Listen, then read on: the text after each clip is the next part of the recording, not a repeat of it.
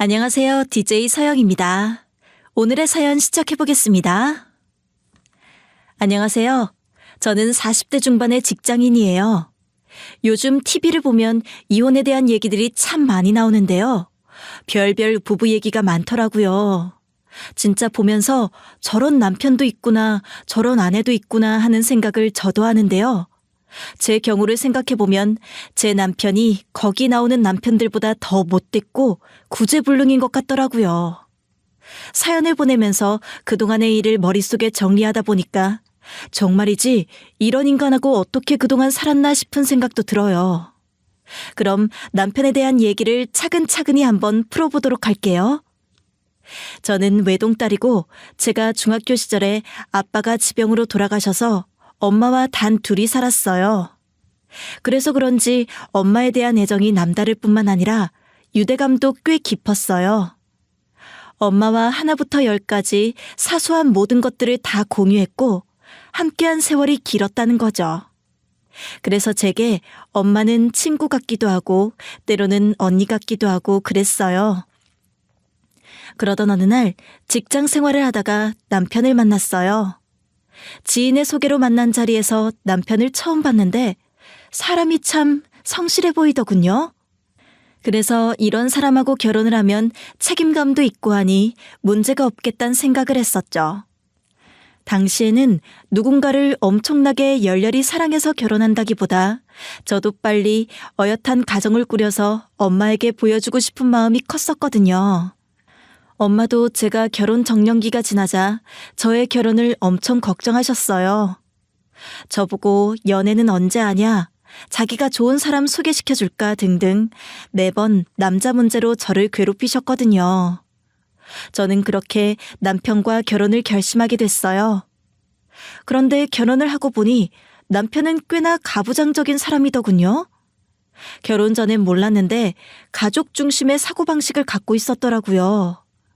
시댁은 아들이 둘이고 딸이 둘인 대가족이어서 그런지 가족들에 대한 애정이 남다른 것 같았어요. 문제는 형제들이 전부 잘 살지를 못했다는 거예요. 다들 경제적인 어려움이 있다 보니 결혼할 때도 제가 더 많이 보태서 결혼을 했었죠. 우리 아들이 아가씨 하나는 아주 기똥차게 데려왔지 뭐야. 이렇게 결혼을 하면서 더 많이 보태겠다고 하는 여자가 어디 있겠어. 그래서 내가 동네에다 사방팔방 다 자랑을 해놨다니까. 아이고, 엄마도 참. 하긴 우리 자기가 남들하고는 좀 다르긴 하지. 남자라고 꼭 집 해오고 이런 고정관념을 안 갖고 있거든. 그러니까 내가 만났지. 그래, 우리 아들 똑똑하기도 하지. 그래, 새아가. 우리 집처럼 이렇게 북적북적한 거 좋아한다고 했지? 네, 저는 늘 엄마와 단 둘이서 살아서 그런지 이렇게 시끌벅적하니까 꼭 무슨 명절 같고 너무 좋네요. 다들 그런 얘기를 한다니까. 우리 애들은 형제간의 우애도 좋아서 싸운 적이 한 번도 없어요. 우리 영훈이만 봐도 어릴 때 자기 방 하나 없었는데도 불평불만이 없었다니까. 그래서 영훈 씨가 배려심이 깊고 착한가 봐요. 제가 그런 모습에 더 반했던 건지도 몰라요. 시댁에 경제적인 어려움이 있다는 것을 안 저는 결혼할 때도 제가 더 많이 보태서 결혼을 했어요. 물론 그것에 대해 전혀 불만스러워하진 않았고요. 누구든 형편이 더 나은 사람이 더 많이 보태는 게 당연하다는 생각이었죠. 저는 늘 엄마와 단 둘이서 살았기 때문에 알게 모르게 외로움이 잔재해 있었는데 처음 시댁을 가서 형제들이 모여서 바글바글한 걸 보면서 좋다는 생각을 했었죠. 왁자지껄하게 떠들고 싸우다가도 또 금세 풀려서 웃고 하는 걸 보는데 형제가 없어서 그런 걸 느껴본 적 없던 제게는 참 좋아 보이더라고요. 그런데 그건 제 착각이었어요. 결혼을 하고 보니 시댁 식구들은 그저 돈돈거리는 인간들이더군요. 아주 없이 살진 않아도 밥 먹고 살 순 있었는데 늘 잘 사는 사람들에 대한 갈망이 있어서 그것 때문에 사고를 치기 일쑤였거든요. 뱁새가 황새 쫓아가다 가랑이 찢어진다는 말이 있듯이 남들 하는 것만큼 하고 살려니 계속 빚이 늘어날 수밖에 없는 구조였어요. 남들이 명품백 하나쯤은 들고 다니면 본인도 하나는 들고 다녀야 한다는 사고방식을 지닌 사람들이었어요. 그것 때문에 사건 사고도 많았는데요. 하고 싶은 건 많고 돈은 없으니 늘 저희한테 손을 벌리곤 했거든요. 그래도 저희는 부부가 둘 다 돈을 벌었으니까요. 남편은 자기 식구들에겐 늘 물렀어요. 해달라는 거 있으면 자기 선에선 최선을 다해서 해주려고 들더라고요. 도와주는 것도 적당히 해야지. 차 사는데 돈을 보태준단 말이야? 우리도 차 없는 거 몰라? 그런데 형님은 도대체 무슨 차를 또 사신다는 거야? 원래 차도 있으시잖아. 그건 10년이나 된 구닥다리잖아. 끌고 다니다 퍼지기라도 하면 난리래. 그러니까 어쩔 수 없지 뭐. 많이는 아니고 적당히 좀 보태주면 되지 않을까 싶어서 그래. 지난번엔 명품 가방 산다고 해서 아가씨가 돈 가져갔잖아. 근데 이번엔 차라니. 이런 식으로 다 떼주면 우리한테 남는 게 뭐가 있어? 안 돼. 난 이번 기회에 선 확실히 그을 거야. 그러니까 당신도 나랑 끝내고 싶지 않으면 선 지켜. 아무리 그래도 그렇지.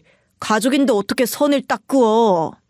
그럼 계속 이렇게 살다가 다른 가족들처럼 노후 준비는커녕 아무 대책 없이 살라고? 난 그렇게는 못해. 그러니까 확실히 해. 저는 대책 없이 도움만 갈구하는 시댁 식구들이 끝도 없이 느껴져서 남편에게 선을 긋자고 말을 했어요. 그리고 시댁에 절대 더 이상 도움을 줄 수 없다고 했죠. 그렇지 않으면 정말 버는 족족 시댁 식구들에게 헌납할 것 같았거든요. 물론 매정하게 보일지 몰라도요. 물론 반응이 좋지는 않았죠. 어떻게 가족끼리 그럴 수 있냐면서 화를 내기도 하고 어머님 입을 빌려서 뭐라고 하기도 했어요. 하지만 전 절대로 느슨해질 수 없었죠. 그렇게 결혼을 하고 아이를 낳고 직장 생활을 하며 아둥바둥 살다 보니 세월이 어떻게 가는지 모르게 지나가더군요. 그러다 아이 육아 문제 때문에 회사를 그만두게 되면서부터 남편이나 시댁과 자주 부딪히기도 하고 여러 갈등이 생겼죠.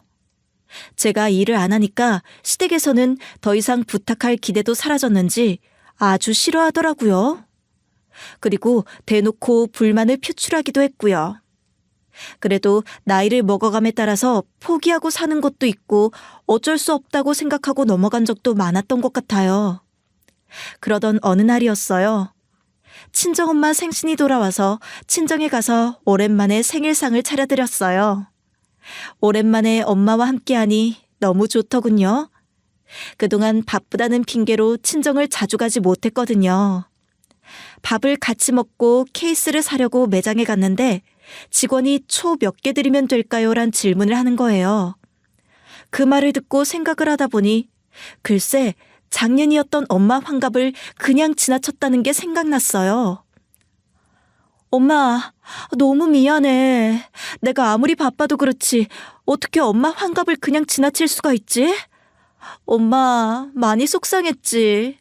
사는 게 바쁘다는 핑계를 대는 것도 너무 할 말이 없다. 아니야, 생일이 뭐 별건가? 나이 먹는 거 좋은 것도 아니고 됐어. 애 키우느라 힘든데 그럴 수도 있지 뭘 그래? 그래도 그렇지 어떻게 환갑을 잊어. 난 진짜 맞아도 싸다. 엄마, 내가 앞으로 더 잘할게. 응? 괜찮대도 자꾸 그런다. 너 자꾸 이러면 엄마도 속상해. 엄마는 괜찮으니까 너 열심히 살아. 네가 열심히 잘 사는 거 보는 걸로 엄마는 족하다니까. 정말이야. 하나도 안 서운해. 알았지? 내가 이번 환갑은 잊었지만 다음 칠순 때는 꼭 잘해줄게. 자식이라곤 나 하나인데 미안해서 이렇게는 못 살아. 알았지? 그렇지 않아도 자주 들르지 못해서 혼자 있으신 엄마에 대한 미안함이 큰 마당에 환갑까지 잊어버렸으니 미안함이 물밀듯이 밀려왔어요. 더군다나 엄마는 괜찮다고 하면서 담담한 위로를 하시는데 그게 더 슬프더라고요. 제 앞에서는 괜찮다고 하시지만 얼마나 속이 상하셨겠어요. 딸이 육아하느라 바쁜 것 같아서 말을 못 하셨을 뿐이지 속으로는 혼자서 그 생일을 보내셨으니 너무 외로웠을 거고요. 하필이면 그날 기점으로 해서 아이가 아파서 여러 병원 전전해서 다니느라 잊었던 거긴 하지만 제 자신을 용납할 수가 없더라고요. 그래서 한 가지 다짐을 하나 했죠. 칠순잔치는 누구보다 성대하게 잘 차려드리자고 말이죠. 다른 사람들이 부러워할 만큼 아주 성대하고 대단하게 말이요. 저는 엄마의 칠순 선물을 제대로 해드리겠다는 마음 하나로 부업을 시작했어요. 부업을 해서 작은 돈이라도 열심히 모으면 칠순 때는 엄마가 행복할 만한 선물을 드릴 수 있을 거라고 생각했기 때문이죠. 제가 부업을 시작하는데도 남편은 거기에 아주 무관심했어요. 부업을 한다고 해도 집안일을 도와주는 법은 전혀 없었죠. 원래도 아이의 육아에 참여하지 않았던 남편인지라 기대는 하지 않았지만 그래도 너무하다는 생각이 들더라고요. 어때? 돈 벌어보니까 쉬운 일이 아니지? 그러니까 나한테 좀 잘해라. 생활비 벌어다 주는 거 그거 보통 일 아니라니까. 나도 요즘 일 다니는 거 회의감 들고 윗놈들 때문에 짜증나고 해도 나 아니면 벌 사람이 없으니까 하는 거야. 그래서 내가 꼬박꼬박 새로 지은 밥 해다 바치잖아. 그렇다고 해서 내가 생활비 과하게 쓰는 것도 아니고 늘 아끼는데 왜 그래? 그렇다고 당신이 나한테 뭘 대단하게 갖다 주기라도 했어? 와, 다른 사람 마누라들이 그런 소리 한다고 하길래 우리 마누라는 아니다. 내가 벌어다 주는 돈 아주 감사히 쓸 줄 안다고 했는데 이제 보니 아니네. 그래, 당신도 돈 벌어봐. 얼마나 구차하고 생색내고 싶은지 말이야. 몇 시간 안 되는 알바지만 그래도 열심히 일할 거야. 그리고 당신처럼 생색 안 낼 거니까 걱정하지 마. 그래? 기대해 볼게. 어디? 근데 그 돈 모아서 어디다 쓸 거야? 아, 장모님 칠순 선물해드린다고 했나? 이번 달부터 적금 붙는다고 했지? 적금 만기일이 언젠데 그래? 10년짜리 적금이긴 한데 그건 왜 물어봐? 아, 10년짜리 적금? 그럼 장모님 칠순 전에 찾을 수 있겠네. 뭐? 알았어. 열심히 잘 모아봐. 남편은 제가 무슨 일을 하는지에는 관심이 전혀 없고 그저 적금에만 관심이 있었어요. 한 달에 적금을 얼마나 넣는 거며 적금 만기일은 언제인지 조목조목 따져 물었죠. 자기 월급은 저한테 오롯이 공개도 안 하고 대충 뭉뚱그려 말하고 또 생활비 외에 다른 지원은 일체 없으면서 집안의 돈은 모두 본인이 관리하고 있었거든요. 그러니 저는 집안에서 더더욱 힘이 없을 수밖에 없었죠. 결혼 전에 줄곧 일을 해왔었기 때문에 그런 남편의 무심함에 상처를 받았던 적이 많았던 것 같아요. 그리고 제가 일을 한다고 해서 아르바이트하는 금액 전부를 엄마 칠순에 모으는 건 아니었어요. 나름 아이를 위해서도 쓰고 시댁을 위해서도 썼는데 남편은 그런 건 모르는 것으로 보였죠. 남편이 주는 생활비가 넉넉하진 않았기에 제가 버는 돈의 일부를 저나 아이를 위해서도 쓰게 되더라고요. 저도 아르바이트 말고 월급 받는 정직원으로 근무를 하고 싶었는데 아이가 아직 어려 아플 일도 잦았고 케어가 많이 필요한 상태여서 그럴 수는 없음이 매우 안타까웠어요. 친정은 거리가 있기도 하지만 엄마가 여전히 열심히 일을 하고 계신 상태여서 손을 벌릴 수가 없었으니까요. 어머님은 뭐 말도 꺼낼 수 없을 정도로 냉랭하신 분이니 말 다 했죠. 그저 본인 잿밥에만 관심이 있으신 분이라서 제가 일을 하는 것도 엄청나게 무시를 하셨거든요. 너는 그깟 일 좀 한답시고 우리 집에도 자주 들리지 않고 뭐 하는 게냐? 너 안 오니까 집안 꼴이 말이 아니다. 그거 푼돈 벌어서 어디다 쓰려고 그래? 그런 일 하지 말아라. 저 없으면 다른 가족들은 다 어디 가고요? 어머님 딸이나 아들도 있잖아요. 왜 늘 저만 찾으세요? 저도 나름 열심히 살아보려고 노력하고 있는데 어머님이 좀 이해해 주시면 안 되고요? 이해는 무슨... 내가 언제 너를 이해 안 한 적이라도 있었냐? 이해를 하니까 네가 이렇게 시댁에 자주 찾아오지 않아도 참고 견디는 거지. 어디 나 같은 시험에 있는지 찾아봐라. 제대로 월급이라도 많이 받아오는 것도 아니면서. 그럼 어머님이 애 좀 봐주세요. 그럼 제가 어떻게든 나가서 지금 버는 것보다 더 많이 벌어올게요. 내가 누누이 얘기했지. 애들 봐주는 것만큼은 절대 못한다고. 괜한 소리 하지 말고 애야 어린이집 맡기고 일하면 될 것을. 참 별의별 핑계를 다 대는구만. 어머님은 제가 전곡을 찌르자 소리를 꽥 지르면서 입을 꾹 다무시더군요. 뭐 예상했던 결과였어요. 결혼 초부터 어머님은 아이는 언제 가질 거냐, 빨리 가져야 하지 않냐, 그런 식으로 잔소리를 하곤 하셨는데 막상 아이를 가지고 나니 본인은 손주 보다가 세월 가는 거 싫으시다면서 그래서 신우들이건 아주버님 애들이건 절대 내 손으로 분유 한번 먹여본 적 없다고 아주 자랑스럽게 얘기를 하셨어요. 어머님이 아이 보는 게 힘드시다고 하는 건 100번 이해가 가면서도 집에서 놀면서 애만 보는 게 뭐 그리 힘드냐고, 나가서 일을 해서 집안 식구들 먹여 살릴 생각을 해야 하지 않냐고 잔소리를 늘어놓으실 때면 또 무척 서운하기도 했어요. 도움은 주지 않으면서 바라는 것만 많은 느낌 있잖아요. 어쩌면 제가 시댁 식구들에게 지원을 딱 끊는 순간부터 시댁 식구들은 저한테서 돌아서서 잔소리를 퍼부어댔는지도 모를 일이죠. 그리고 신우들도 마찬가지였어요. 제가 돈으로 지원을 해드릴 수 없다고 하자 신우들은 본인 아이들을 제게 맡기곤 했거든요. 그거야말로 돈이 아닌 사람을 축내는 일이니까요. 저한테 조카들을 맡길 때도 미안한 기색이 전혀 없었어요. 집에서 노니까 당연한 거 아니냐는 투였죠. 이번 주 금요일에 우리 애 좀 봐줘. 애가 감기가 걸려서 도저히 못 데리고 가겠더라. 그날 나 친구들이랑 약속 있는 거 알지? 그럼 감기약 먹여서 데리고 나가시면 되겠네요. 금요일은 저도 힘들어요. 일 시작해서 근무하는 날이거든요. 뭐? 일을 시작해? 아니, 무슨 일? 애도 아직 어린데 아르바이트 한단 말이야? 아니, 나 바쁠 때 일이 있으면 어떡해. 그날 하루만 뺄 수 없는 거야? 나 친구들이랑 약속 깰 순 없다고. 늘 연락도 없이 불쑥 찾아와서 조카만 맡기고 사라지기 일쑤였던 거 잊으셨어요? 이젠 그렇게 못해요.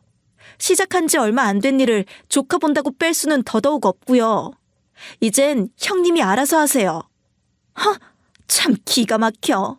아니, 뭐 제대로 해준 게 있다고 애도 못 봐주겠다는 거야? 진짜 너무하네. 너무한 건 형님이죠.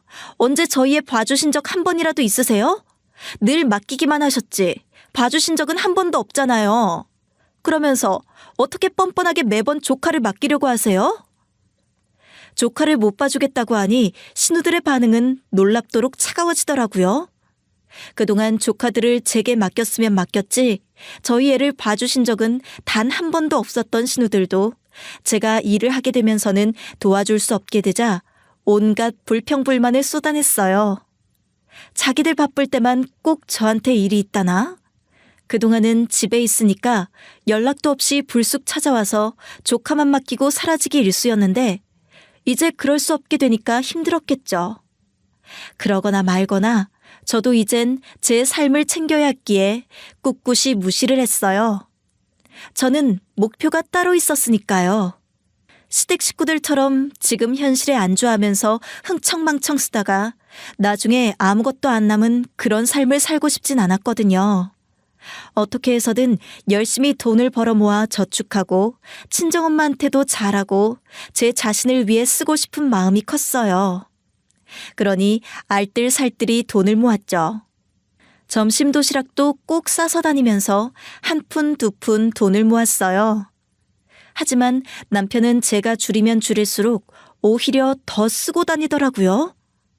회사에서 매일 비싼 밥을 먹고 다니거나 커피도 늘 3잔씩 사 먹고 다니는 거예요. 그래서 제가 한마디 했어요.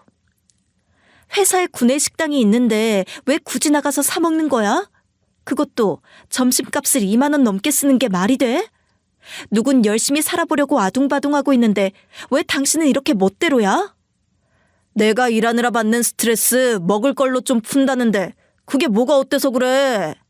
당신처럼 아끼고 사는 게 무조건 능사인 줄 알아? 아무리 그렇다고 해도 그렇지. 어떻게 매일 커피를 3잔씩이나 사 먹어? 회사의 탕비실에 커피는 공짜잖아. 무슨 캡슐 머신도 있다며. 굳이 그렇게 해야겠어? 그게 바로 과소비야. 커피 3잔 그거 얼마나 한다고 그래? 너 서방 알기를 우습게 하는데 나 이렇게 월급쟁이로 살다가 죽진 않을 거야. 분명히 그 전에 성공할 거라고. 내가 돈 많이 벌어서 셀 수도 없이 갖다 주면 그땐 어쩔래? 10,000원, 20,000원 아끼던 게 우스워질 거다 아마. 남편은 무슨 꿍꿍이가 있는지 자신의 미래를 얘기하면서 아주 허세를 부렸어요. 저는 그런 남편의 허세를 조금도 믿지 않았죠. 일단 큰 소리를 뻥뻥 치는 것부터 어딘지 모르게 불안했거든요. 남편이 시댁 식구들을 도와주지는 않는다고 했지만 경제권이 저한테 없는 상황에서는 저도 남편이 버는 돈이 어디로 나가는지 정확하게 알 수 없었어요. 그렇게 세월이 꾸역꾸역 흘러갔습니다. 무뚝뚝하고 무관심한 남편과도 결혼한 지 10년이 넘어갔고요. 남편은 그동안 제게 적금 만료가 언제 되냐면서 꾸준히 물어보곤 했었는데 그렇게 오랜 기간 부은 적금이 드디어 만기가 된 거죠. 3,000만 원 되는 돈이 통장에 찍히는 날 누구보다 기뻤던 것 같아요. 저는 적금이 만기가 됨에 따라서 엄마의 칠순잔치를 준비하기 시작했어요. 그렇게 큰 돈은 아니었지만 3,000만 원 정도면 친척들도 부르고 엄마 지인들도 불러 모아서 근사하게 한 끼 대접할 수도 있을 뿐만 아니라 엄마에게 좋은 선물도 해줄 수 있을 것 같아서 하루하루가 기쁘더라고요. 드디어 염원하던 일이 곧 도래하는구나 싶었고요. 그러던 어느 날 연락 없던 신우에게서 전화가 걸려왔어요. 형님, 어쩐 일이세요? 지난번에 설날 전에도 제가 연락드렸었는데 안 받으시더라고요. 내가 좀 바빴어. 옳게도 알다시피 우리 남편 사업하잖아. 사업하는 사람 뒷바라지하는 게 쉽지가 않더라고. 잘 살아보려고 애를 쓰는데 내가 느긋하게 누워서 전화통화나 하고 있을 순 없지 않아? 사업은 잘 돼가고 계세요? 아무튼 다행이네요. 뒷바라지하는 거 힘드셔도 잘 되면 좋은 일이죠.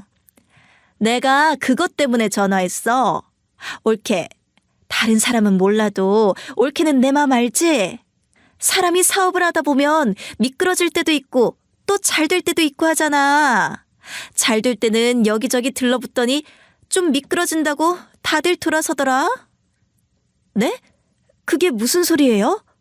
지금 하시는 사업이 잘 안 되시는 거예요? 맞아. 그러니까 올케가 돈 좀 보태줘.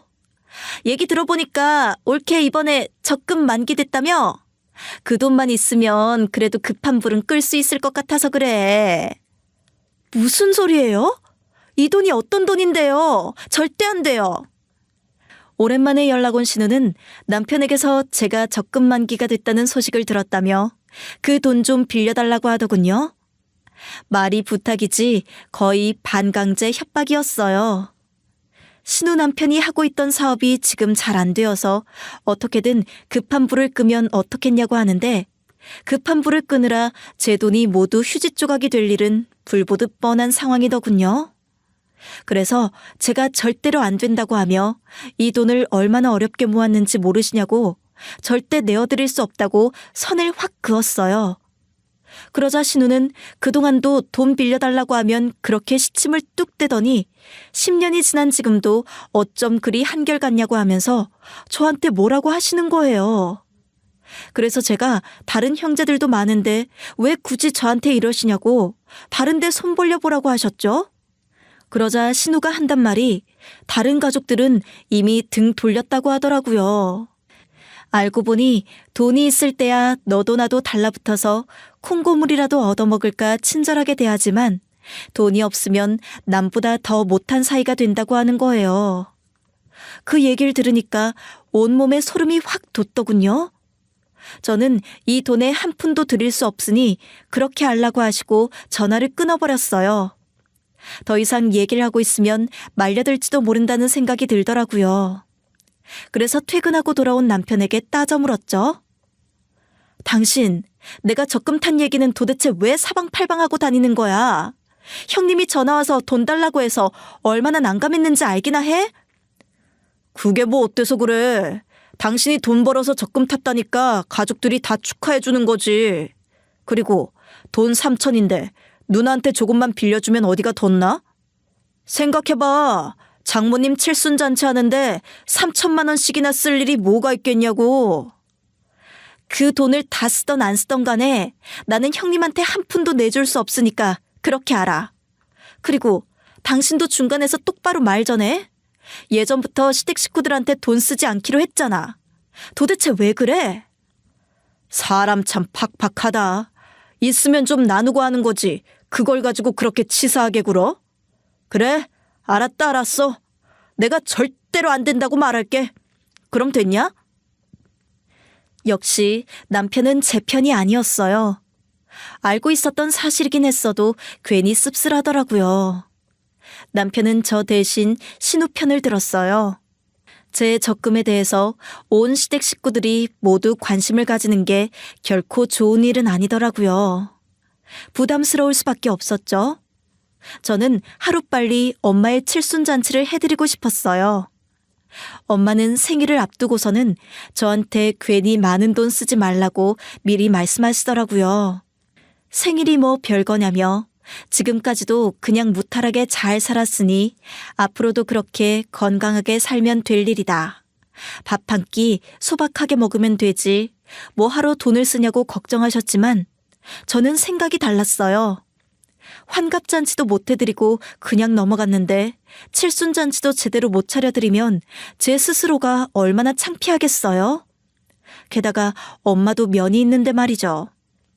자식이라곤 저 하나니까 더 잘해드려야 한다고 생각했고요. 그래서 본격적인 준비에 들어갔죠. 장소 대여부터 어떤 이벤트를 할 것인지, 또 어떤 음식들을 대접할 것인지, 선물은 뭘 준비할 것인지 고민하고 생각하느라 정신없을 시점이었어요. 어머님이 제게 전화를 해오셨어요. 왠지 전화를 받기가 싫어지더라고요. 어머님도 신우와 같은 소리를 하시며 돈을 빌려달라고 하실까 봐서였죠. 그런데 어머님의 말씀은 의외였어요. 내가 너한테 별 기대는 안 하고 이제껏 살았건만 그래도 네가 이제야 이렇게 효도를 하는구나. 그게 무슨 말씀이세요?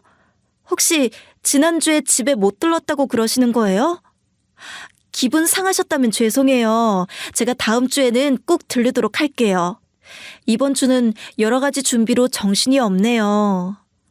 그게 무슨 말이냐? 나는 너 칭찬해 주려고 전화한 건데. 그동안 네가 부업한답시고 집안일도 등한시하는 것 같고 해서 내가 영 마음에 안 들어서 잔소리를 좀 했는데 그래도 돈을 그 정도나 모을 줄은 몰랐다.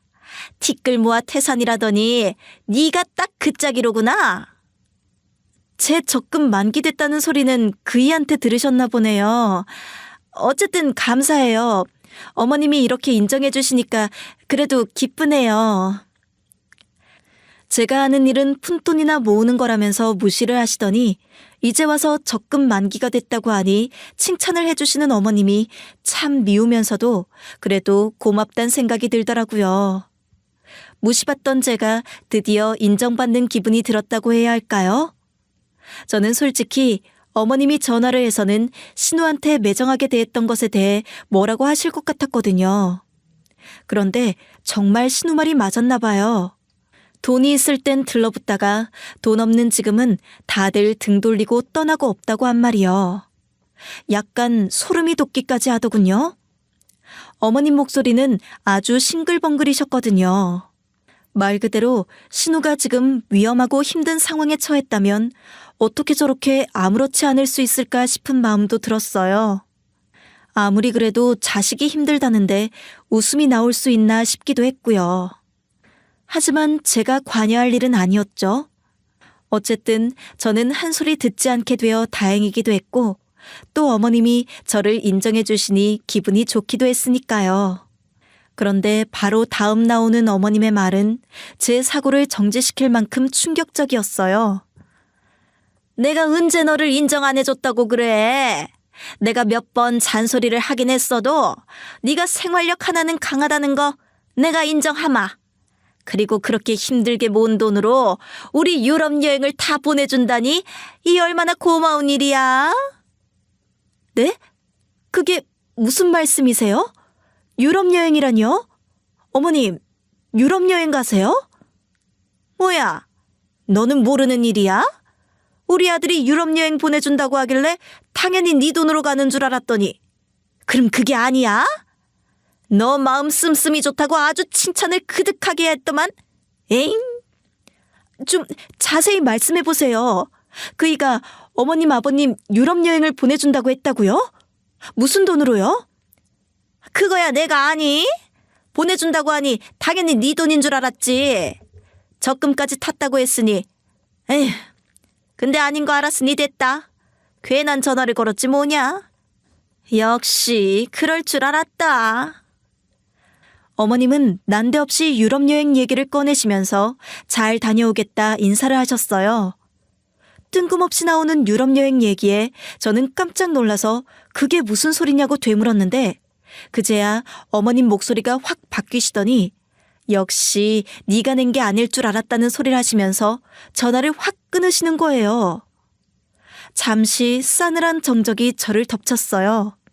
전화를 끊은 저는 아까 어머님의 말을 복기하면서 상황을 정리했어요. 그러니까 남편이 어머님 아버님을 유럽 여행을 보내준다고 했고 그걸 제가 내줬다고 착각하신 거잖아요. 그런데 제가 상황을 전혀 모르자 어머님은 오해했나 보다면서 전화를 끊어버린 거고요. 아무래도 느낌이 쎄하더라고요. 그냥 하신 얘기가 아닌 것 같다는 느낌이 들었죠. 남편이 무슨 돈이 있어서 유럽 여행비를 결제를 했겠어요? 게다가 최근 들어서는 무슨 투자자들이랑 자리하고 다니면서 회사 일도 등한시한 남편이라는 걸 잘 알고 있는데 말이죠. 저는 남편이 퇴근하고 돌아오는 시간까지 정말 초조하게 그를 기다렸어요. 그러면서도 설마 아닐 거야 라는 생각이 지배적으로 있었죠. 마침 제 적금 통장도 감쪽같이 사라져 있었기 때문에 불안함은 배가 됐습니다. 그렇게 남편이 직장에서 돌아왔어요. 저는 남편을 붙잡고 따져 물었어요. 당신 혹시 내 돈으로 유럽 여행 결제한 거야? 그런 거냐고. 뭐야, 당신도 알았어? 당신 진짜 속도 참 깊다. 어떻게 엄마 생신 맞춰서 적금이 만기가 돼? 기가 막히고 신기하지 않아? 뭐라고? 당신 지금 뭐라고 했어? 진짜 내 돈으로 유럽 여행을 결제한 게 맞아? 미친 거야? 제정신인 거냐고. 당신이 버젓이 통장 올려놓고 갔길래 나는 허락한 줄 알았지. 엄마가 생신이라고 선물 바라시는데 당신도 알다시피 우리 사는 형편이 다 거기서 거기 아니야? 그러니 내가 내야 되지 않겠어? 이제 보니까 알겠네. 당신이 왜 그렇게 내 적금 만기일에 대해서 물었는지 말이야. 이제 보니까 벌써 어머님 아버님 해외여행 보내드리려고 계획하고 있었던 거구나. 저는 남편에 대한 배신감 때문에 어쩔 줄 몰라 했어요. 남편은 오히려 제가 그 정도는 해줄 줄 알았다고 하면서 이미 결제까지 다 한 걸 어떻게 물으냐고 오히려 배째라는 식으로 나오더라고요. 뻔뻔스러운 남편의 태도 때문에 저는 감당할 수 없을 만큼 화가 났죠. 제가 그 돈을 10년간 어떻게 모아왔는지 가장 가까이에서 본 사람이 어떻게 그 돈을 홀라당 써버릴 수가 있냐는 거죠. 게다가 그냥 유럽 여행도 아니고 크루즈 여행이니 그 많은 돈을 지불한 거였고요. 적금 만기일에 그토록 집착을 하더니만 애초에 남편은 그 돈을 제 허락 없이 써버릴 작정이었던 거예요. 그날 전 남편과 이제껏 결혼 생활하면서 가장 크게 다퉜던 것 같아요. 사실 그동안은 남편이 제게 서운하게 해도 제가 그냥 참고 견딘 게 많았죠. 하지만 이건 제가 허용할 수 있는 범위를 훨씬 넘어섰으니까요. 이제 엄마의 칠순잔치는 어떻게 할 거며 당장 이 인간하고의 결혼 생활에 대한 회의감도 커졌죠. 그리고 다음날 어머님한테서 전화가 걸려왔어요.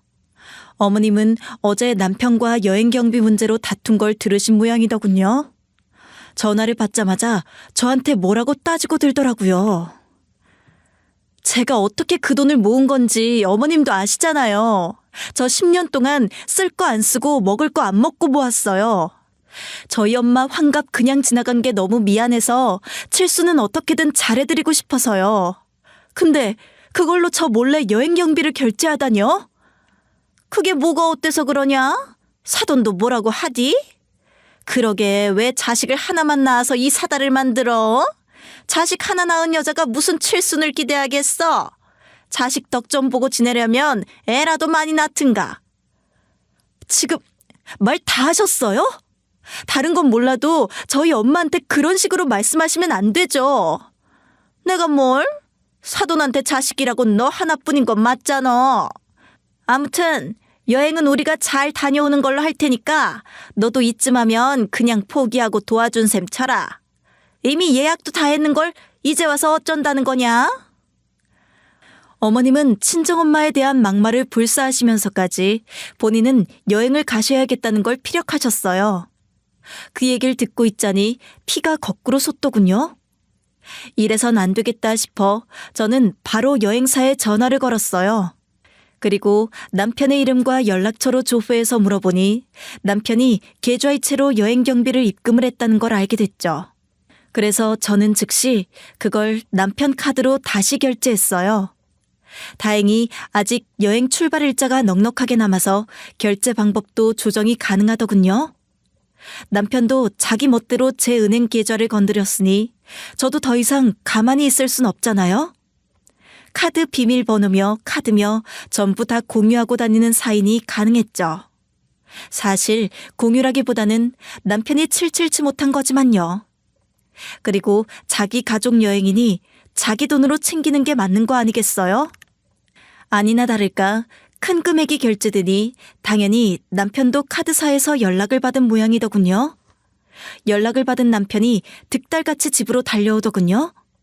내 돈 쓸 땐 뻔뻔하게 맨질맨질했던 얼굴이 자기 돈 건드렸다고 생각되니 사색이 된 꼴을 보니까 어이가 없더라고요. 이게 어떻게 된 거야? 여행 경비를 내 카드로 바꿔서 결제했다며? 내 카드로 긁으면 어떡해? 이미 말 다 된 거 아니야? 황당해서 진짜. 황당하긴 뭐가 황당해. 효도는 셀프란 말 몰라? 내가 힘들게 벌어서 우리 엄마 칠순잔치 차려주려는 돈을 어떻게 가로채? 네가 인간이긴 하니? 넌 인간도 아니야. 그냥 짐승이지. 야, 형제들도 힘든데 그럼 내가 책임지는 게 맞지 않아? 내가 알아듣게 설명 다 했잖아. 얼른 제자리로 돌려놔. 그럼 내가 이번 일은 눈 감아줄 테니까. 눈을 감아줘? 참 눈물나게 고맙네. 아니, 그럴 필요 없어. 난 절대로 다시 돌릴 생각 없으니까. 시부모님 해외여행 한번 보내드리는 게 그렇게 아깝냐? 네가 며느리야? 너 그동안 우리 집에 잘한 거 하나도 없잖아. 그래놓고서 이게 무슨 짓이야? 그러는 넌? 우리 엄마 생신 때 케이크 한 번은 사드려 봤니? 어쩜 저렇게 뻔뻔할 수가 있는지 모르겠다. 너보단 내가 훨씬 더 잘해드렸으니까 딴소리 하지 마. 남편만 난리를 치는 게 아니었어요. 그동안 쭉 조용하게 있던 시댁 식구들도 하나같이 난리더군요. 자기들한테 도움 바랄 때 빼고는 연락도 없던 사람들인데 이번 일 관련해서는 하나같이 자기 일이라도 되는 양 돌아가면서 전화가 와서는 제가 유럽 여행 보내주는 거 아니었냐며 그동안 남편이 혼자 애써서 돈 벌고 다녔는데 그 정도는 해줄 수 있는 거 아니냐는 식으로 따지고 들더군요. 그 누구도 제 돈을 남편이 허락 없이 가져가 쓴 거에 대해서 잘못됐다는 생각은 아무도 안 하더라고요. 늘 없이 산답시고 선물은커녕 작은 음료수 하나 사다 준 적 없던 사람들인데 무슨 조카 생일이나 자기들 생일날 저한테 선물은 꼬박꼬박 받아갔었거든요. 그런 사람들이 막상 제 돈 쓰겠다고 눈에 혈안이 되어서는 아주 한마음 한뜻이 된 것을 보고 신물이 났어요. 그래서 그동안 제 마음에 안 들었던 남편의 태도에 더불어 이번 사건을 겪으면서 도저히 이 남자와 살 수 없을 거라는 결론을 내렸어요. 사실 이혼은 진작에 생각하고 있었지만 아이가 늘 마음에 걸렸거든요. 아이를 위해서 아빠가 꼭 필요할 거라는 지론을 갖고 있던 게 바로 저였거든요. 하지만 제 삶은 결국 제가 지켜야겠더라고요. 그리고 생각해보면 저런 아빠라면 아이에게 도움이 될 리가 없다는 결론이 났어요. 그래서 이혼을 결심하고 엄마의 칠순 선물을 준비하기로 했죠. 그리고 아이를 데리고 집에서 나왔고요. 10년 넘게 살았으면 결혼 생활은 해볼 만큼 해봤고 여한이 없다는 생각이었거든요. 그리고 남편에게 이혼 통보를 했어요. 나 너 같은 인간이랑은 이제 1분 1초도 얼굴 마주하고 싶지 않으니까 우리 이만 이혼해. 이혼하자고 하면 내가 뭐 겁이라도 날 줄 알아? 어차피 너는 아르바이트 하면서 찔끔찔끔 돈 모았는데 나 없으면 이제 어떻게 살라고? 우리 애 데려갈 생각도 하지 마.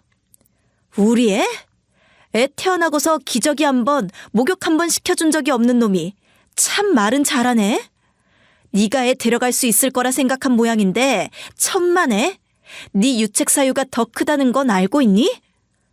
내가 뭘. 나는 그동안 뼈 빠져라 이래서 당신이랑 애 먹여 살렸잖아. 그럼 내가 뭘 잘못했다고 생각해? 그래. 네가 더 유리하다고 생각한 모양인데 절대 아니야. 결혼할 때 내가 더 많이 해갔던 건 다 잊어버린 모양이네. 그래. 어디 한번 해보자. 누가 이기나. 제가 큰 소리 치면서 나가자 남편은 그제야 기억이 난 모양인지 갑자기 움찔하더라고요. 그러거나 말거나 저는 소송을 해서 재산 분할을 받았어요. 그리고 남편보다 더 많은 돈을 손에 쥐고 나올 수 있었죠. 남편과 시댁이 그동안 저한테 했던 모든 일들을 증거로 만들어 제출했거든요. 법원에서도 제 손을 들어준 거였어요. 그리고 더 좋은 일은 아르바이트 하던 가게에서 정직원으로 채용이 된 거였어요. 그동안 아이가 어려 정직원으로 일하자는 제안에도 늘 거절을 해왔었거든요. 근데 이제 아이도 어느 정도 컸고 저도 돈을 더 벌어야 했으니 흔쾌히 받아들인 거죠. 남편은 제게 갖고 있던 재산 이상으로 많은 돈을 떼주고 돈이 없어진 상황에서 갈 곳이 없어져 시댁으로 기어들어갔어요. 이혼하고 빈털터리로 시댁에 간 남편을 시댁 식구들은 전부 외면했다고 하더군요. 당연한 결과죠 뭐. 돈이 있어야 잘해주는 시댁 식구들이니 오죽했겠어요. 게다가 유럽 여행 보내준다더니 그 말은 쏙 들어가고 어떻게 이혼을 하고 올 수 있냐며 오히려 어머님이 뭐라고 했다고 하더라고요. 각자 자기 살기 바쁜 식구들한테 애초에 뭘 바라겠어요? 그런 걸 보면 형제가 많다고 다 좋은 게 아니라는 생각도 들어요.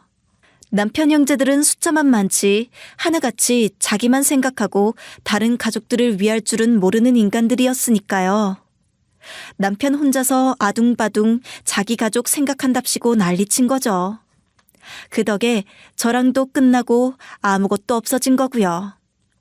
결국 아무것도 남지 않은 전 남편이 언제 한 번은 제게 찾아와 후회를 하며 미안하다 사죄를 하더군요. 그러면서 은근슬쩍 서로 합치자는 말도 했고요. 이걸 어쩌지? 나 네가 왜 나랑 다시 합치자고 하는지 너무 잘 알고 있거든. 너 나 몰래 투자해서 지금 갖고 있는 돈은 물론 빚도 왕창 졌다며? 이걸 어떡하니? 그 돈 다 갚아줄 식구들도 없는데 말이야. 그래, 너도 다 아니까 솔직하게 말할게. 나 진짜 잘해보려고 열심히 노력한 거였어. 그래서 투자도 한 거였다고. 일이 잘 되면 정말 수십 배는 더 벌 거라고 생각했는데 이렇게 될 줄은 아무도 몰랐지. 난 네가 이상한 허세 부리면서 평생 월급쟁이로 안 늙어 죽겠다는 소리 할 때부터 잘 안 될 거라고 미리 점쳐놨는데 그걸 어떻게 본인만 모르니? 아무튼 난 너한테 줄 돈 요만큼도 없으니까 그런 줄 알아. 여보, 그래도 우리가 한때 부부로 정을 나누며 아이까지 낳았는데 이렇게 매정하게 내치지 말고 조금만 생각해주면 안 될까? 다시 합치는 건 힘들더라도 당신 있는 돈이라도 좀 빌려주면 안 돼? 저 남편은 끝까지 질척거리더군요. 그렇게 큰 소리 떵떵 칠 땐 언제고 이제 와서 저한테 돈 몇 푼이라도 빌리려고 애쓰는 모습이 안쓰럽기는커녕 가증스러웠어요. 제가 그러고 있자니 보다 못한 친정엄마가 남편의 등을 소리나게 치면서 나가라고 야단을 치시더군요. 결국 남편은 친정엄마한테 쫓겨나고 말았죠. 자기네 가족들 위하다가 진짜 가족을 놓친 남편은 후회를 하면서 살겠지만 새 삶을 시작한 저는 앞으로 늘 행복한 일만 가득할 거라 믿어 의심치 않아요. 그래서 남편의 숱한 질척거림에도 불구하고 저는 확실히 단절을 하고 잘 살고 있답니다. 일을 하면서 아이를 케어하는 게 힘들 때도 있지만 제겐 엄마가 계시니까요. 그리고 엄마 칠순잔치는 생각했던 것만큼은 아니더라도 최선을 다해서 치러드렸어요. 엄마는 이제 혼자 된 저를 생각해서 그 돈을 모두 칠순잔치에 쓰는 건 맞지 않다고 본다고 조언을 해주셨고 저도 어느 정도 엄마의 말에 동의를 해서 가족들과 지인들이 모인 소소한 파티를 계획했죠. 그리고 나머지 돈은 잘 예금해두고 모으고 있답니다. 어쩌면 제가 친정엄마 환갑을 잊은 것이 좋은 기회가 됐다고 생각을 해요. 그 계기가 아니었다면 제가 악착같이 돈을 모을 생각도 안 했을지도 모를 일이죠. 아르바이트 비용 외에도 제가 알뜰히 모은 돈이 꽤 됐거든요. 지금은 절약하면서 사는 것이 습관화가 되어서 여전히 열심히 돈을 모으고 있답니다. 그래도 쓸 땐 팍팍 쓰기도 하고요. 무엇보다 엄마와 아이를 위해서는 돈을 아끼지 않으려고요. 앞으로도 저는 엄마와 그리고 아이와 함께 행복하게 열심히 잘 살려고 합니다. 그럼 제 사연 들어주신 분들 너무 감사드리고 모든 분들이 늘 행복하시길 바랄게요.